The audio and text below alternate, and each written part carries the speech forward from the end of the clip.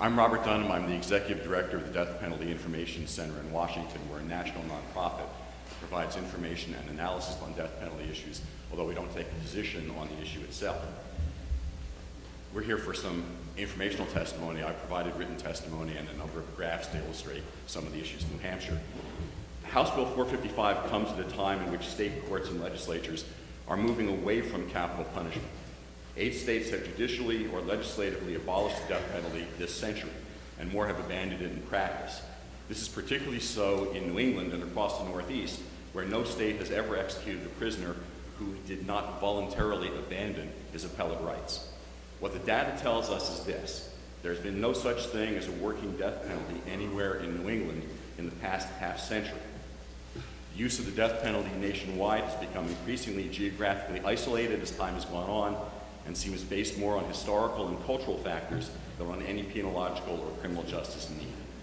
Legislators face numerous questions in determining whether to keep or replace their capital punishment statutes, and I've addressed a number of them in my written testimony. I would just like to say, based on some things we've heard this morning, that every state says its death penalty is narrowly crafted to target only the worst of the worst cases.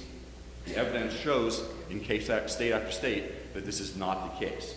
And according to the U.S. Bureau of Justice Statistics, the single most likely outcome of any capital case, once a defendant is sentenced to death, is that the conviction or death sentence will be overturned. I'd like to spend a little bit of time, since that's all we have, to talk about deterrence. We've analyzed at the Death Penalty Information Center 3 decades of FBI data on homicides and killings of police officers to try to find out whether it is in fact a deterrent and it makes the public and police safer. What we found is virtually the opposite of what we would expect if the death penalty were a deterrent. All but one of the non-death penalty states in the U.S. had a murder rate below the national average, while by contrast, virtually every state with a murder rate above the national average had been a death penalty state for most of the period in which we studied. The data from the death penalty states and non-death penalty states also strongly suggests that having the death penalty has not made officers safer.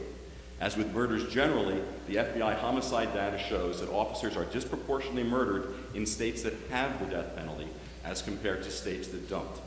7 of the 8 safest states for police officers were states that either did not have the death penalty at any time in the 30-year study period, or states that recently abolished capital punishment. By contrast, death penalty states comprise 21 of the 24 states with the highest rates of officers murdered in the line of duty. New Hampshire illustrates the absence of evidence that the death penalty does anything to protect police. As with murder rates generally, the rate at which police officers are killed in the line of duty is lower in the Northeast than any other region of the country, and for the most part is even lower across New England.